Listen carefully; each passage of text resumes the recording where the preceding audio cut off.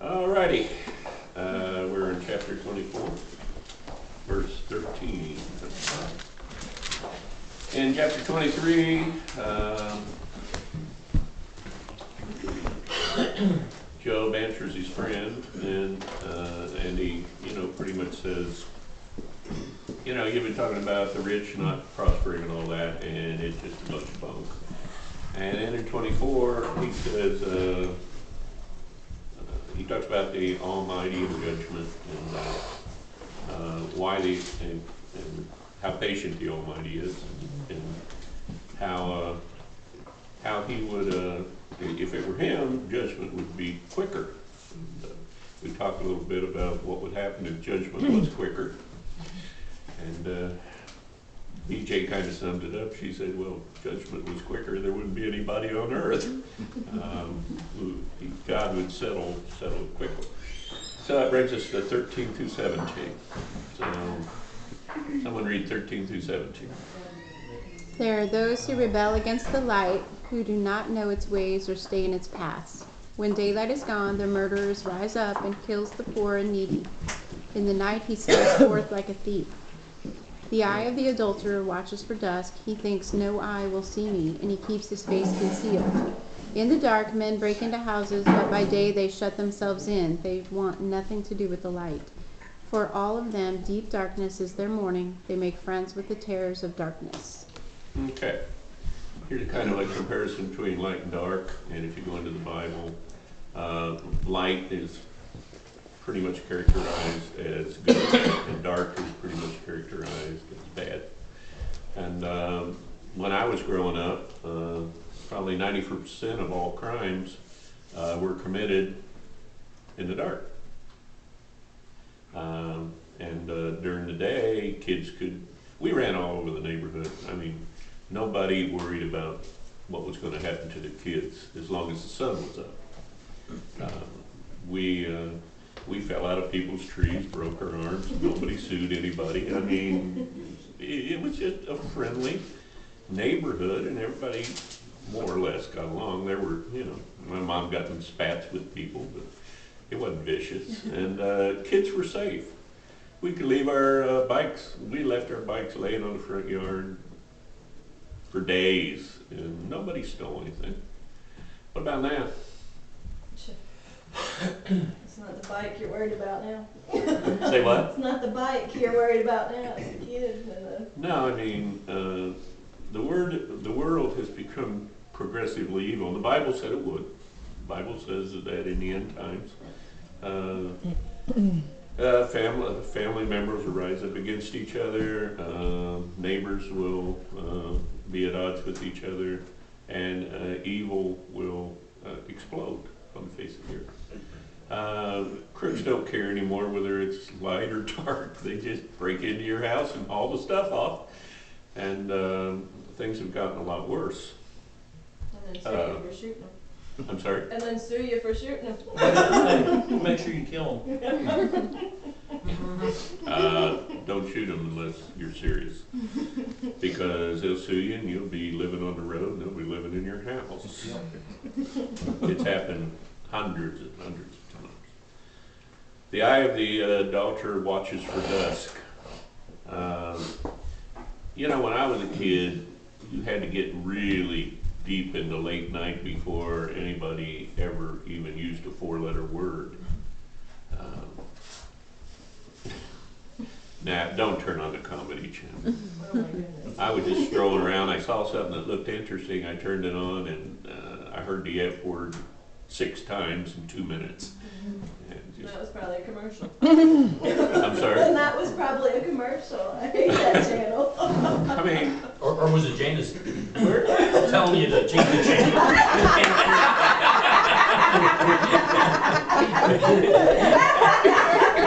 Just to clarify. how you behave yourself. I remember when I was a kid, there was a disc jockey, a really famous disc jockey out of Chicago, Wolfman Jack. Wolfman Jack. Remember why he got fired and had to go to St. Louis, or Los Angeles? Remember why he got fired? He said booger on the radio. They fired him, and that was completely inappropriate. Say, if you said booger on the radio, you got fired. That was unwholesome, and it wasn't something that was allowed on media. How do you think he'd do today? He would be so bland, nobody'd listen to him. I mean, where is the world headed, and where's it coming? Jesus said in the 24th chapter of Matthew, he said, I'll have to return to stop it, because if I don't, mankind will destroy the earth. Kind of looking that way. Nothing's holy anymore. Nothing. We can't even say Christmas. And Christians are supposed to be 75% of the population. I thought this was a democracy. You know, political correctness is destroying this country. I would never roof a house with my wife. It'd take 2 years to roof that. Do you have a nail? May I please have a nail? Here you go. Thank you. You're welcome. Thank you. You're welcome. Please. Thank you. You're welcome. Now, when my grandpa and I roofed the house, it was, throw me a shingle, here you go. And when the whole job was done and we were down off of that roof of the house, Grandpa would say, thanks a million for helping me today. And I'd say, oh, you're welcome, Grandpa. I had a ball, and it was over, and the niceties were finished. Why, I'd spend 3 weeks just saying thank you and you're welcome if my wife and I were up on the porch. It'd be awful. But I can't say Christmas because 1 person in 5 million might get their feelings hurt. Where are we going? What's going on? Yeah, Jesus is going to come back and put an end to it. If I read 18 through 22.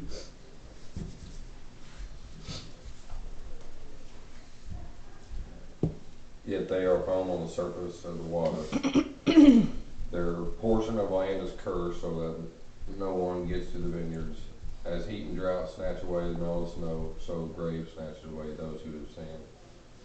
The wound begets them, the worm feasts on them. Evil men are no longer remembered, but they are broken like a tree. They prey on barren and childless woman, and to the widow show no kindness. But God drags away the mighty by his power.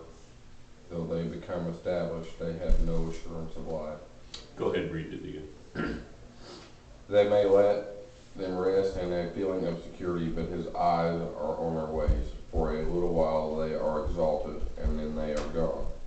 And they are brought low and gathered up like all others. They are cut off like heads of grain. If this is not so, who can prove my faults and reduce my words to nothing?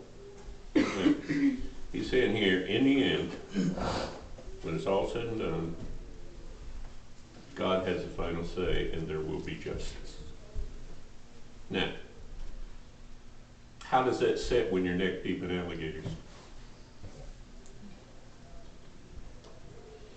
When people are lying about you and people were in your face, do you remember this verse? I mean, do you take this verse and do you say, oh, well, it's okay. Justice will be done. 2 days later, maybe. 2 days later, maybe. But the Word of God has a way of popping up when we need it the most.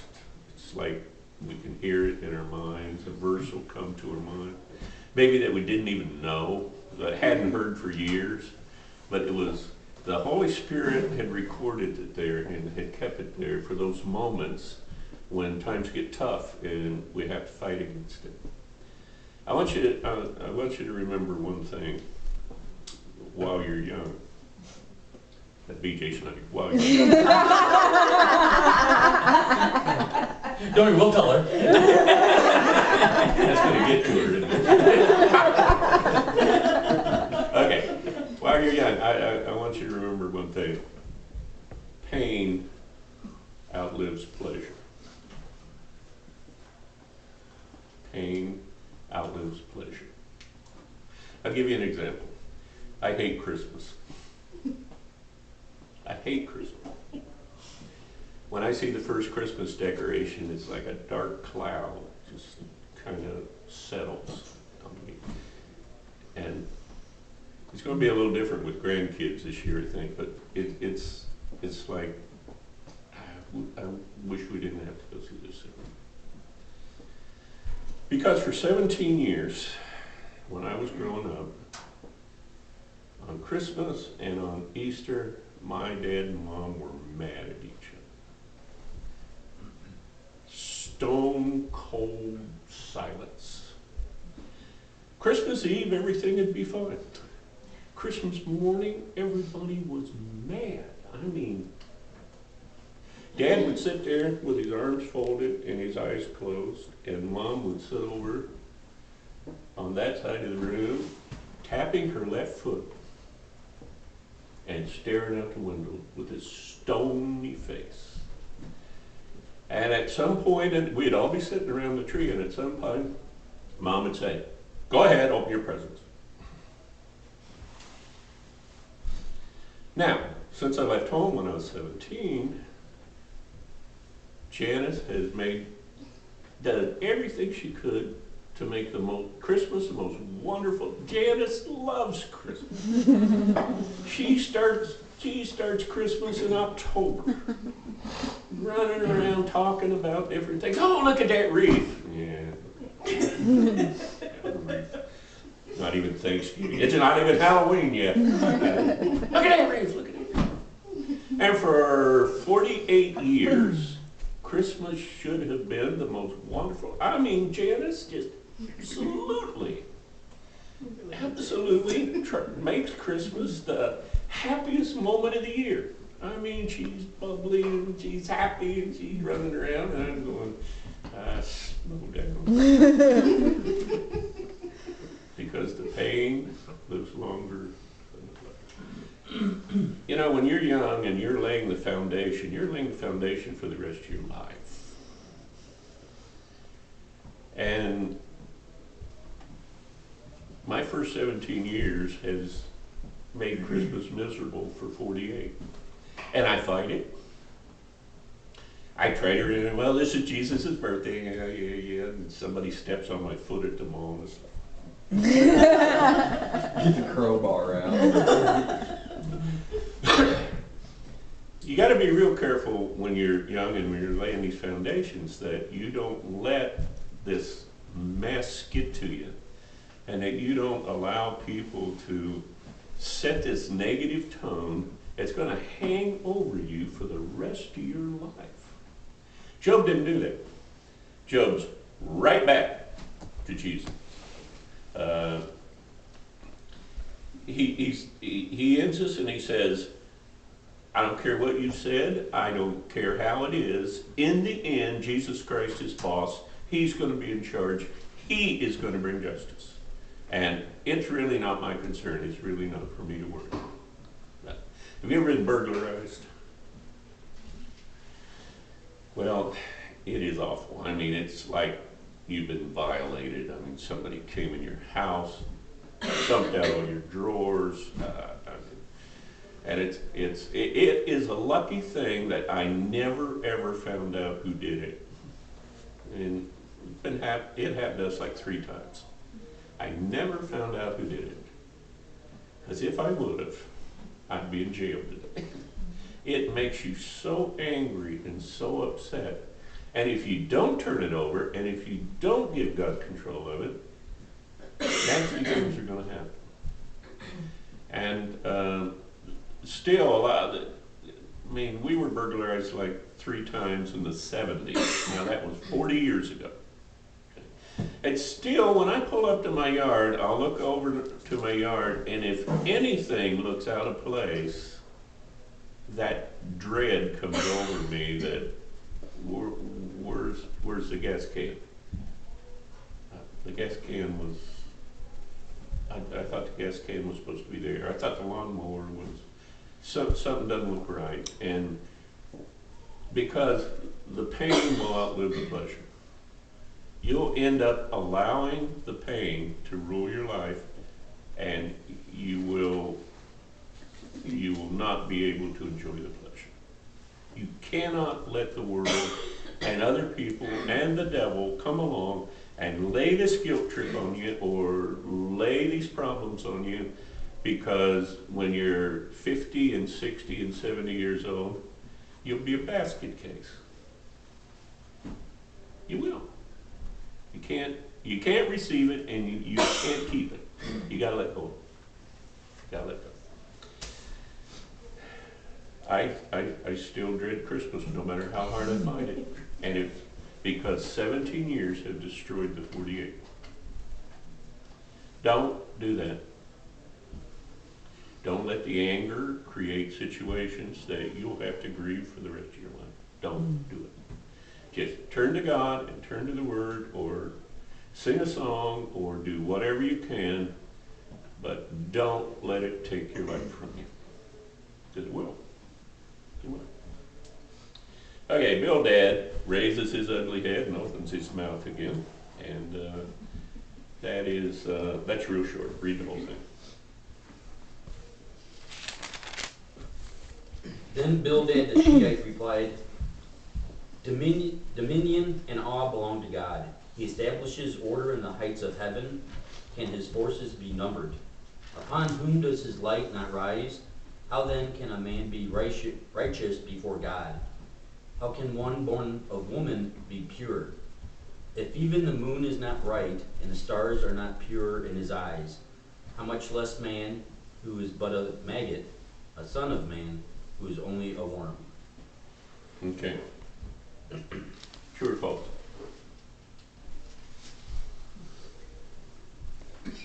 Dominion and all belong to God. True or false? True. And we're going to find several of these from now to about chapter 37. And then basically it's speaking to the sovereignty of God. When I say dominion or sovereignty, what does that mean?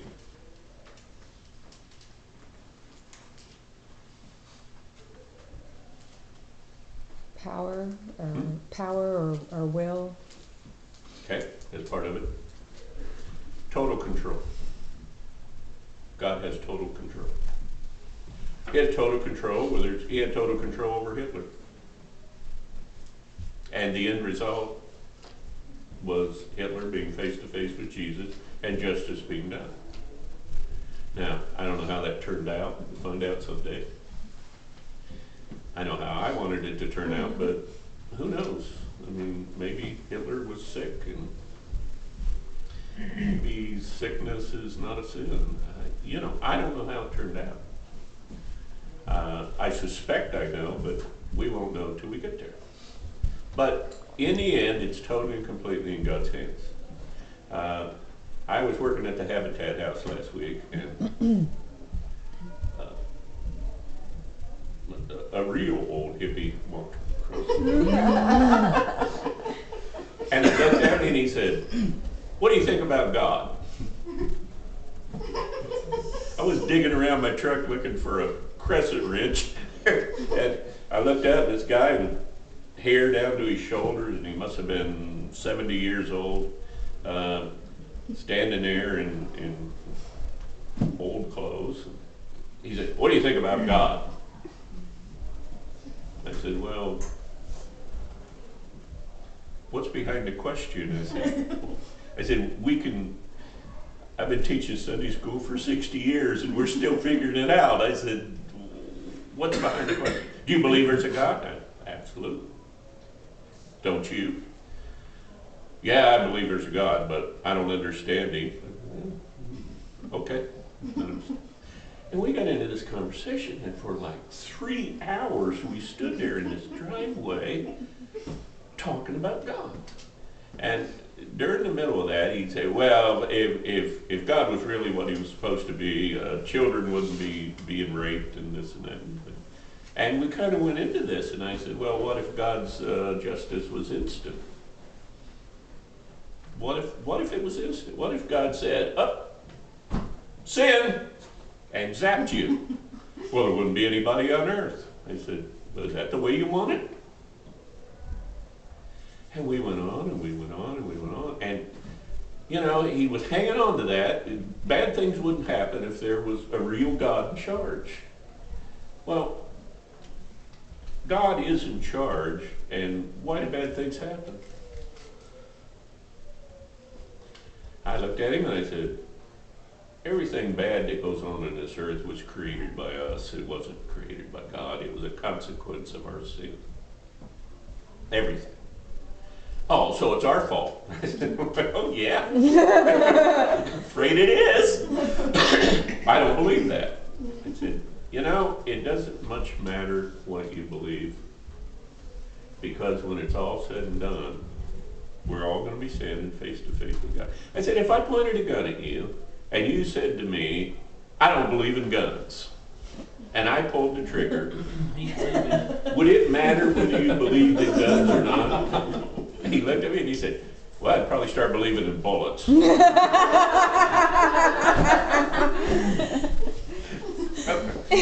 is worthless without the gun. But, and we stood there for 3 hours. We stood there from 3 o'clock until a little after 6. And then 2 days later, he came over again. And this guy is really hunting for the truth. He's really searching for the truth. Bottom line is, you can believe what you want, but God's in charge. And when it's all said and done, I looked at the guy and I said, what would be the best bet in this situation? I said, hey, what do you mean? I don't bet. What do you mean? I said, well, what would be the safest route to go? I said, I believe in God and I have accepted him as my Savior, and I do my best to try and do the right thing, and he has promised me that if I will accept him, that he will save me and give me eternal life. I said, you say you don't believe in him because there's bad things in the world, and what if one of these days you stand before God and I'm right? Well, I guess I'll go to hell. I said, well, what if one of these days I stand before God and you're right? What if one of these days I die and everything's dark and everything's black and it's just, there's just nothing there, it all ends abruptly? I said, who's better off, me or you? Well, you got a good point there. But if I don't really believe it, he'll know in his heart that I don't believe it. I said, you know, you're constantly saying you don't believe in God, but you're constantly referring to him. I said, you're really searching, aren't you? Well, I'd like to know what the truth is, but I don't believe in God. So he comes back 2 days later and wants to talk about God, which he doesn't believe in. Right? God is sovereign. And when it's all said and done, whatever we believe, whatever we choose, we're going to stand in front of him or not. But which is the best way to live? I mean, I was standing in the driveway having a ball. That was the best 3 hours of my week. And it wasn't because I was beating up on the guy, it was because I was really doing something I love to do. I'm talking about God. And he's standing in the driveway, totally miserable. Now, even if on the outside chance he's right, and I close my eyes someday, don't open them, and there's nothing there, who's living the better life? Me or him? Even if he's not there, it's a better way to live. But he's there. And he's sovereign. And he's in control.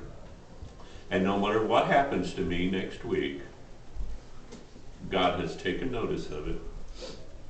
And he has a way of fixing it. Doesn't he? Is there something he hasn't fixed yet? I mean, how often does he let you down? Maybe he doesn't show up the instant I want him to, but I can always look back and say, okay, now I understand. He has dominion, and he has all. Can his forces be numbered? I have a quick question, though, and maybe in the last few minutes is too big of a question, but isn't there the presence of the devil and evil? I mean, that's kind of what I've thought at times, that there is this presence of evil. As Sure. much- And why does his presence bring on evil? You're exactly right. I agree with you completely. And why does his presence bring on evil? Oh, God's presence bring on evil? No, why does the devil's presence bring on evil? Why does it bring on evil? Hmm? I don't know the answer to that. No, I do. I do, so we're in good shape. Because I initiated this line of questioning. Because we're obedient to him. Because we allow, when he offers us a temptation to be greedy, we latch onto it. But God gave us free will, and so it's any individual's choice to follow God or to follow the devil. Is that essentially what you're saying? And there's evil in the world because there are times in our lives we follow the devil. And in the Or certain people do, and it impacts you. Like you said, with you being robbed, that was no doing of yours. It was somebody else's doing of evil, is the way I kind of see it. but why did they rob him? Because Because they chose greed to tempted accept them. evil, yeah. You know, Eve could have said no. And there's one other verse I want you to consider. In the first chapter of James, it says, when we are tempted and are led astray, it's because of the own evil desires of our heart. We do it because we wanted to. I cheated on my wife because I thought she was prettier than my wife is. Or I took your money because I thought you had more than me. Or I took your shotgun because I had a single barrel and you had an automatic and I wanted a better one. And I was tempted to do that, not by God, Oh, yeah. but by Satan. We were given the earth and we turned it over to Satan, and now we want to blame God. Kicked him out of the schools and we wonder why our schools aren't doing well. Kicked him out of our government, we wonder why our government's not doing well. We took his name out of Christmas and we wonder why Christmas is a joke. And who did it? We did it. It's our fault. When we were at the post office, we would get these messages. You'd have to say happy holidays. I'd throw them in the trash can. I wouldn't tell my clerks. And some guy walked up one day and I said, have Merry Christmas. He said, I thought you weren't supposed to say that. It's free country and I'm the boss here and we're going to say it until I either get fired or retire. Come on. Sometimes we need to take a stand for what's right. Alrighty, we'll finish up 25. It'll be short and then we'll get into 26.